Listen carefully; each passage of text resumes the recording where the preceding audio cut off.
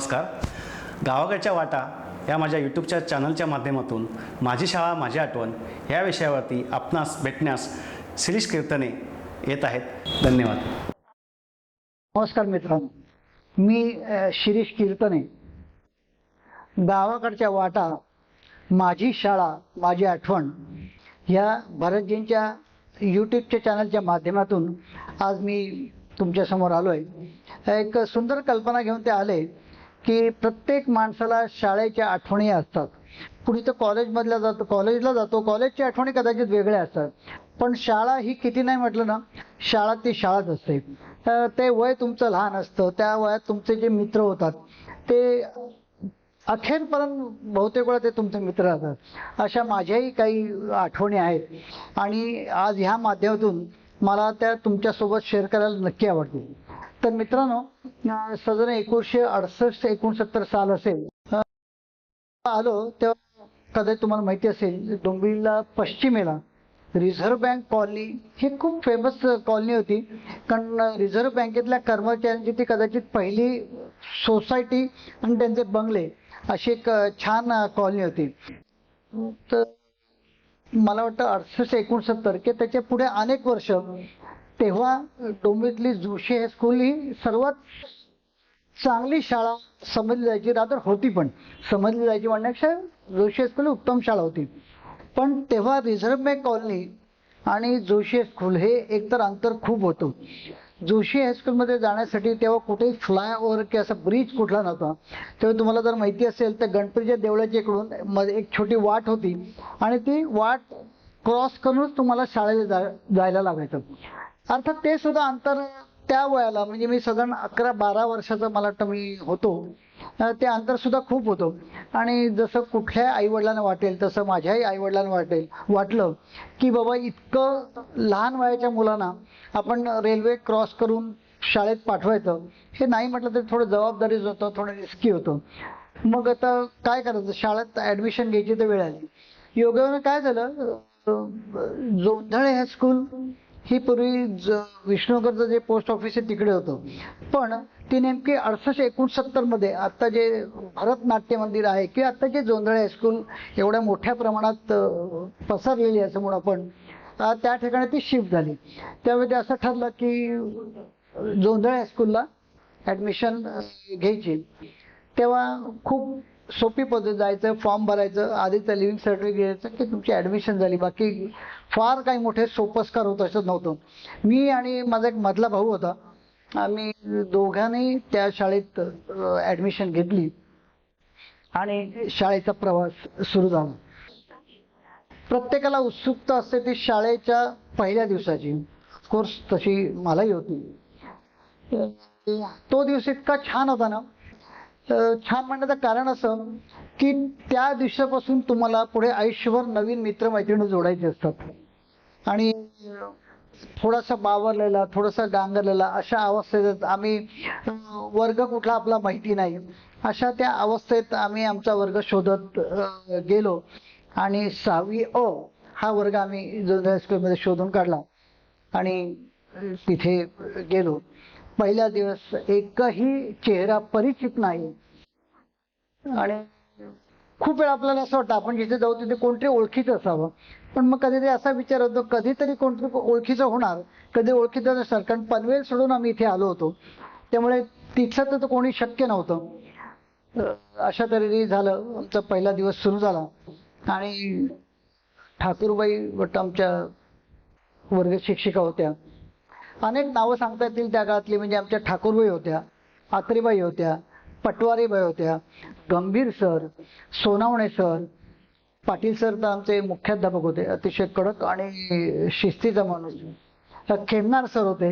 अति छान, सगळेच शिक्षक अतिशय सुंदर होते. शाळेला सुरुवात झाली. खरं सांगू का, म्हणजे शाळा म्हटलं की प्रत्येक आई वडिलांना, की काही वेळेला विद्यार्थ्याला सुद्धा असं वाटतं की म्हणजे खूप हुशार असावं, पहिल्या नंबरची आसक्ती सगळ्यांना असते. पण खरं सांगू का, मी इतका म्हणजे त्याला काय म्हणतात अकॅडमिकली खरंच कधी हुशार नव्हतो, पण न ढकलता पुढच्या वर्गात सुद्धा जायचो. त्याच्यामुळे हळूहळू आमचा वर्ग सुरू झाला. शाळा म्हटलं की 2-4 दिवसांनी तुमचे थोडेसे आपल्या विचारांचे असे मित्र तुमचे जमा होतात. आणि कसं आहे, सगळ्यांशी तुमची नाही मैत्री होत, पण कोणतरी एक असं असतो की जो असं वाटतं की माझ्या बाकावर बाजूला बसलेला असावा. तसे मी आणि माझा भाऊ आम्ही एकाच वर्गात होतो. 1 वर्ष त्याचं गेल्यामुळे आम्ही दोघे एकाच वर्गात 6वी अ मध्ये आलो. मग प्रदीप पैलकर, विद्याधर जोशी असे अनेक नावं सांगता येतील, पण हे माझे आत्तापर्यंतचे राहिलेले मित्र आहेत. बाकी काही कामानिमित्त कुठे गेले, काय काय झालं आणि मग तितकीशी भेट होऊ शकली नाही. आणि मग शाळेचा प्रवास सुरू असताना शाळेत असे अनेक विविध कार्यक्रम होत असतात. कधी नाटक असतं, कधी एक विद्यार्थी दिन असतो, कधी हस्ताक्षराच्या स्पर्धा असतात, कधी म्युझिकच्या स्पर्धा असतात, कारण अशा अनेक स्पर्धांना. आणि तेव्हा सुद्धा स्पर्धेत भाग घ्यायला खूप आवडायचं. म्हणजे मला असं आठवत आहे की आयुष्यात मला प्रथम क्रमांकाचं बक्षीस केव्हा मिळालं ते आठवत आहे. तो किस्सा असा आहे की आमच्या शाळेत हस्ताक्षराची स्पर्धा होती. अर्थात त्या आमच्या मराठीच्या बाई ठाकूरबाई ह्या आता कंडक्ट करत होत्या आणि मी कुठल्या तरी दुसऱ्या वर्गात होतो. पाणी प्यायच्या निमित्ताने मी तिथून जात होतो आणि ठाकूरबाईंनी मला हाक मारली, कीर्तने कुठे जातोयस? म्हटलं बाई जरा पाणी पिलं जातं, पाणी पिऊन लवकर ये. मला समजे ना की कशासाठी आपल्याला सांगितलं असेल. त्या वर्गात खूप मुलं काहीतरी लिहित होती, एवढं मी फक्त बघितलं. मी पाणी पिऊन आलो आणि बाईने मला सांगितलं, तर हस्ताक्षराची स्पर्धा आहे, हा एक कागद तुला मी देते, तर बघून लिहून काढा. म्हटलं ठीक आहे. आणि आजही मला सांगायला खूप आनंद वाटतो की मला तो लक्षात राहिलेला दिवस असा आहे की इतक्या आयत्या वेळी येऊन कुठलीही कल्पना नसताना त्या हस्ताक्षराच्या स्पर्धेत मला आयुष्यात मिळालेलं पहिलं बक्षीस ते होतं. पहिला क्रमांक माझा आला. मी तो दिवस आठवला ना तरी आनंदाने मन असं उचंबळून येतं, इतका तो छान दिवस होता. मग शाळेत नाटक, बरेच शाळेत ह्या ऍक्टिव्हिटीज होतात तेव्हाही असायच्या. झालं, मग नाटकात भाग घेतला. तेही नाटक खूपच प्रॉम्प्टिंग न करता छान झालं. त्याचा एक वेगळाच आनंद होता. त्या नाटकात काही गडबडी झाल्या, तो विषय आणखीन खूप वेगळा आहे. पण म्हणजे मी तर म्हणेन कुठल्याही विनोदी नाटकात नसताना त्यात काही पात्रांमुळे विनोदी घटना घडल्या आणि खूप मजा आली त्या नाटकाला.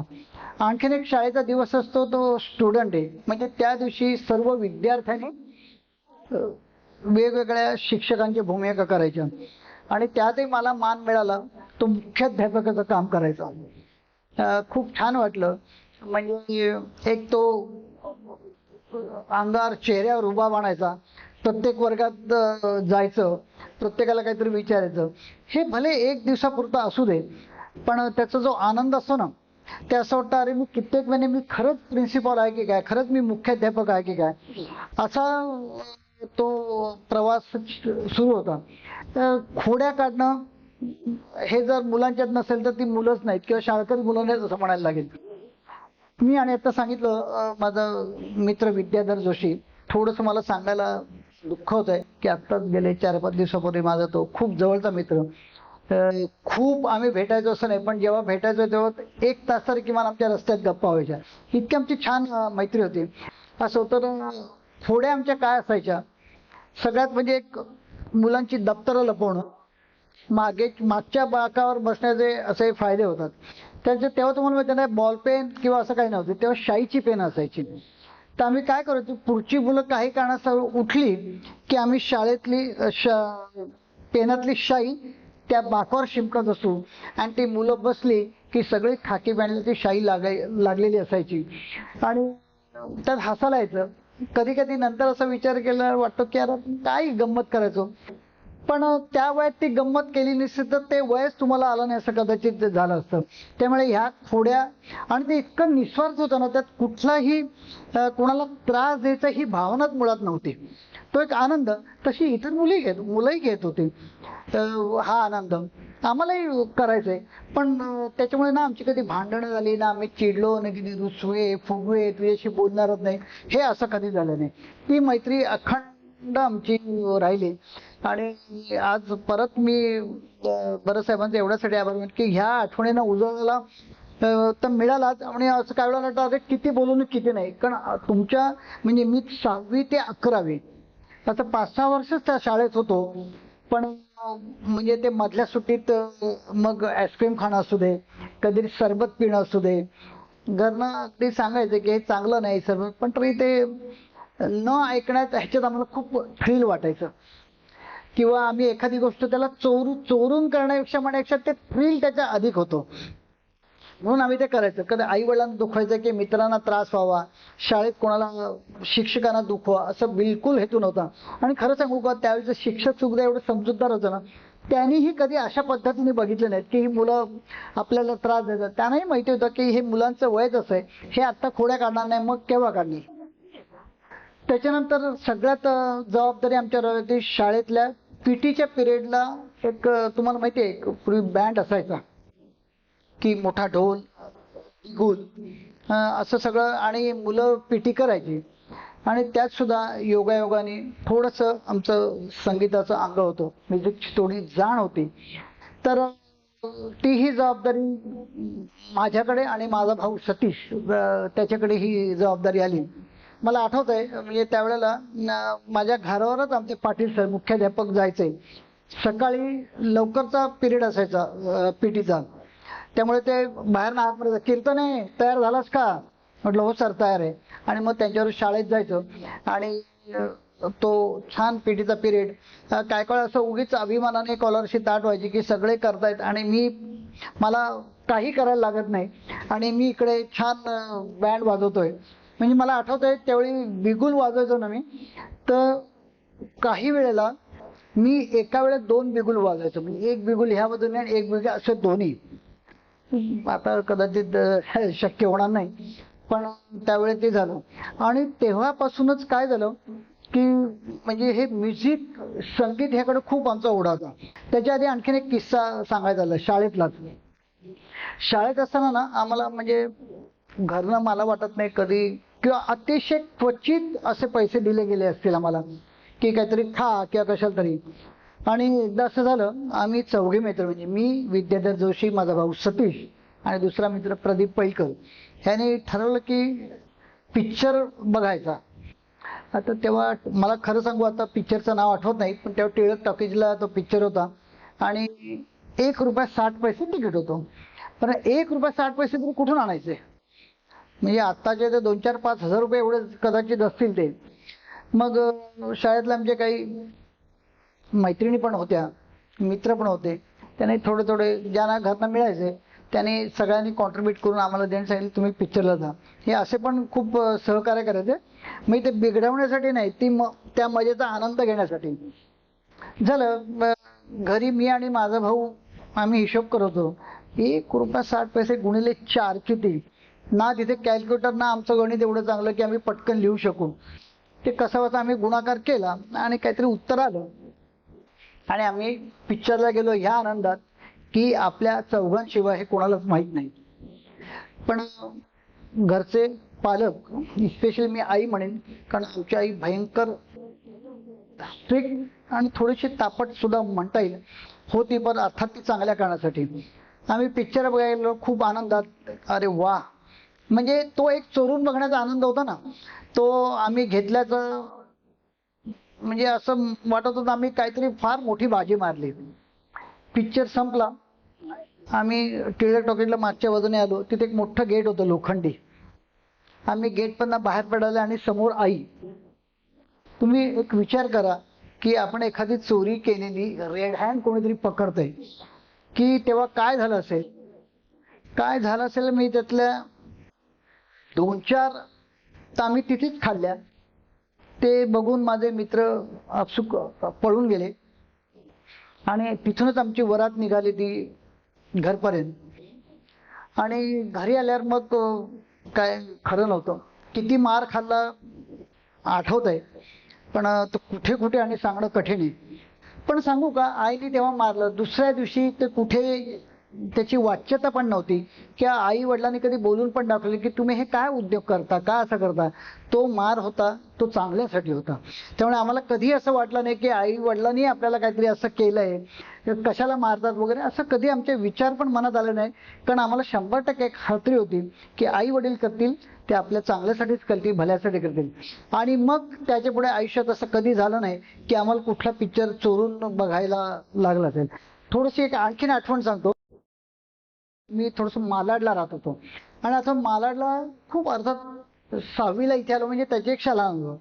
अशीच वार्षिक परीक्षा होती आणि आम्ही वार्षिक परीक्षेच्या आदल्या दिवशी आम्हाला आईवडिलांनी सिनेमा दाखवला होता. तो सिनेमा मे बी संत तुकाराम किंवा असा काहीतरी पिक्चर होता.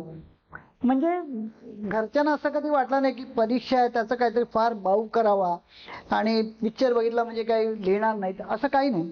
ती ह्या निमित्ताने आठवण झाली. पण एवढं असून सुद्धा आम्हाला असं चोरून पिक्चरला जावं असं वाटलं, हे तितकंच खरं. असा आमचा प्रवास सुरू होता. हळू 6वी 7वी 8वी 9वी 10वी 11वी असा हा छान प्रवास. सगळे मित्र आमचे अजूनही काही जण भेटतात, पण त्यातली एक मैत्रीण आमची कायम आत्तापर्यंत दुर्दैवाने ती 2 वर्षापूर्वी गेली. पण आमची एक अखंड आणि ज्याला एक क्लीन फ्रेंडशिप म्हणतो ना, अशी आमची छान. तिचं नाव होतं जयश्री लगड. माहेरची जयश्री उपरे, नंतरची लगड. आणि ह्या अनुषंगाने हे सांगतो की त्याच्यानंतर माझ्या शाळेच्या काही तुम्हाला आठवणी नक्की सांगितल्या, पण त्याच्या पुढचा प्रवास सुद्धा तेवढाच मनोरंजक म्हणेन किंवा छान आहे असं मी म्हणेन. कारण त्याच्यानंतर मी अचानक जे वळलो ते संगीत क्षेत्रात. त्याचं कारण असं झालं, जो मगाशी मी उल्लेख केला माझा मित्र प्रदीप पैलकर, हा डोंबिवली पश्चिमेला राहायचा आणि आपल्या डोंबिवलीतले सुप्रसिद्ध गिटारिस्ट म्हणेन, गायक म्हणेन किरण फाळके, जे दादासाहेब फाळकेंचे नातू. ह्या प्रदीपची त्याच्या घरी खूप येणं जाणं होतं आणि ते संगीत क्षेत्रात म्हणजे त्यांचा त्या काळी ऑर्केस्ट्रा होता आणि आम्ही बाहेरनं बघत असायचो. शेवटी एकदा त्याच्या ओळखीने त्याच्या घरात एंट्री मिळाली आणि मग पुढचा माझा संगीत प्रवास सुरू झाला. त्यात अशी आठवण की 1974 साली मी हार्मोनियम वाजवली त्यांच्यावर एका कार्यक्रमामध्ये किरण फाळक्यांबरोबर. सारस्वत कॉलनीत एका गच्चीमध्ये तो कार्यक्रम होता. मानस सोसायटी, अजूनही ती सोसायटी तिथे आहे. आणि त्याचं मला 10 रुपये मानधन मिळालं होतं. तुम्ही थोडासा विचार करा, 1974 साली मी शाळेतनं जस्ट पासआउट होतो आहे आणि त्यावेळी मला 10 रुपये, म्हणजे त्या 10 रुपयाचं मूल खरंच शब्दात सांगणं कठीण आहे. असं पुढे संगीत क्षेत्रात तसं फारसं मला गुरु कोणी लाभलं नाही. माझं मीच अनेक गोष्टी, मग हार्मोनियम असेल, कीबोर्ड असेल, ॲकोर्डियन असेल. आज मी स्वतः एक सुराज म्युझिक अकॅडमी नावाची अकॅडमी चालवतो आहे, जिथे मी म्हणून त्याला नाव असं दिलं आहे की कराओके सिंगिंग स्कूल. इथे गाणं शिकवलं जातं. त्याच्यानंतर मग 1997 साली माझा पहिला अल्बम आला, 2008 साली दुसरा आला, 2010 साली मी एक व्हिडिओ अल्बम केला. असे असंख्य लोकांच्यामुळे मी ह्या संगीत क्षेत्रात मार्गक्रमण करत गेलो. आणि दुसरं मला आवर्जून सांगायला आवडेल की जवळजवळ मी 40 वर्ष नोकरी केली, 28 वर्ष स्टेज शो केले आणि आता माझ्या संगीत क्षेत्राला 49 वर्ष पूर्ण झाली आणि मी 50 वर्ष पदार्पण करतो आहे. पण हे करताना मी कधीही नोकरीवर अन्याय केला नाही. म्हणजे मी कधीही दांडी मारून, म्हणजे आज मी सकाळी 5ला आलो आहे म्हणून मग बँकेत दांडी मारायची, तर मी असं कधी केलं नाही. काम आहे. मी खरं सांगतो, मी असे त्याला कंपार्टमेंट म्हणून 2 कंपार्टमेंट केले होते. मी बँकेत गेल्यावर बँकेत असायचो, म्युझिकच्या वेळी मी म्युझिकचं असायचो. त्यामुळे मला अनेक चांगले लोक भेटत गेले. म्हणजे जसं आता मी किरण फाळक्यांचा उल्लेख केला तसं माझा आणखीन एक मित्र दिलीप अमृते, जे 1974, म्हणजे आम्ही 50 वर्ष बरोबर आहोत. माझ्या अनेक प्रोजेक्ट, माझ्या अनेक कार्यक्रमात त्यांनी साथ केली. अजूनही आम्ही बरोबर, अजूनही भेटतो, अजूनही बोलतो, अजूनही चर्चा करतो. हा असा अखंड प्रवास तुमच्या सर्वांमुळेच केवळ शक्य आहे. तर या निमित्ताने मी तुम्हाला नक्की सांगेन, सुराज म्युझिक अकॅडमीला तुम्ही नक्की कधीतरी भेट द्या. हा छोटासा माझा स्टुडिओ तुम्हाला नक्की आवडेल. मुलांना काय होतं, बऱ्याच वेळा असं म्हणतो की मला वेळ नाही, मला शक्य नाही. मी खरं सांगू का, वेळ नाही असं कधी माणसाला नसतं. वेळ कुठल्या माणसाला असतो? जो सगळ्यात बिझी असतो त्या माणसाला खूप वेळ असतो. कारण का, तो त्याचा ना प्रोग्राम प्लॅन केलेला असतो की सकाळी मी 10 वाजता एके ठिकाणी जाणार आहे, 10 ते 11 माझा तिथे वेळ जाईल, 12 वाजता मी एक क्लास घेणार आहे, 1 ते 2 कदाचित माझा जेवणाचा वेळ असेल, 3 ते 4 माझा आरामाची वेळ असेल. पण जर असं आपण आपलं शेड्यूल केलं ना तर मला नक्की खात्री आहे की कोणाला वेळ नाही असं आपण म्हणू शकत नाही. त्यामुळे मलाही काय मी कधी जसं आत्ता बरं साहेबांना मला जी वेळ आहे का, मी त्यांना एका क्षणात सांगितलं हो, का वेळ नाही, माझ्याकडे भरपूर वेळ आहे. आणि ज्याच्याकडे भरपूर वेळ आहे त्यांनी भरपूर काम करावं. तुम्हीसुद्धा असंच अखंड काम करत राहा. अनेक मित्रांवरती प्रेम करा, मित्रांना भेटा, त्यांना फोन करा. ही सगळी आपली माणसं नाही तर एक दिवस हरवून जातील आणि आपण फक्त मोबाईलच्या दुनियेत राहू. गावाकडच्या वाटा या खास यूट्यूबच्या चॅनलसाठी मगाशी मी उल्लेख केला होता की माझे 3 अल्बम आले. त्या अल्बममधली 2 गाणी मी तुमच्यासाठी ऐकवतो. त्यातलं एक मराठी आणि एक हिंदी. ही दोन्ही गाणी मी स्वतः लिहिलेली आहेत, स्वतः संगीतबद्ध केलेली आहेत. ऐका. वेड्या मना समजेल का, वेड्या मना समजेल का, नकळे मला तू सांगना, तू असा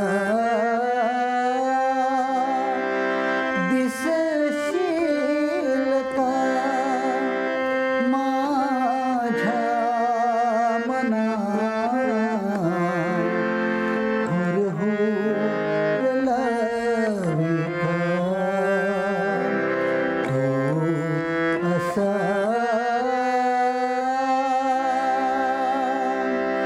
मित्रांनो, एक छोटंसं मराठी गाणं होतं माझं कॉम्पोजिशन. आता एक छोटंसं हिंदी गाणं ऐकवतो जे अलीकडेच काही महिन्यापूर्वी मी रेकॉर्ड केलं. अर्थात ह्याचे शब्द संगीत सर्व काही मी केलेलं आहे. तुम्हाला नक्की आवडेल. ऐका. ये दिल धड़कता है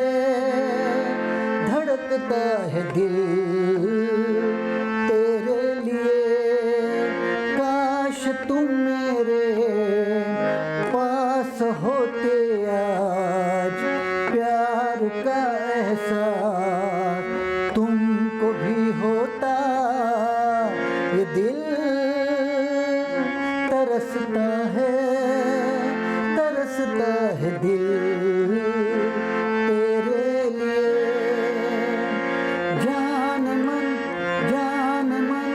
ओ मेरी सनम, ऐसे ना देखो तुमको है सनम, साथ तेरा साथ मेरा है जन्म जन्म. ये दिल धड़कता है दिल तेरे लिए, तेरे लिए, तेरे लिए. धन्यवाद.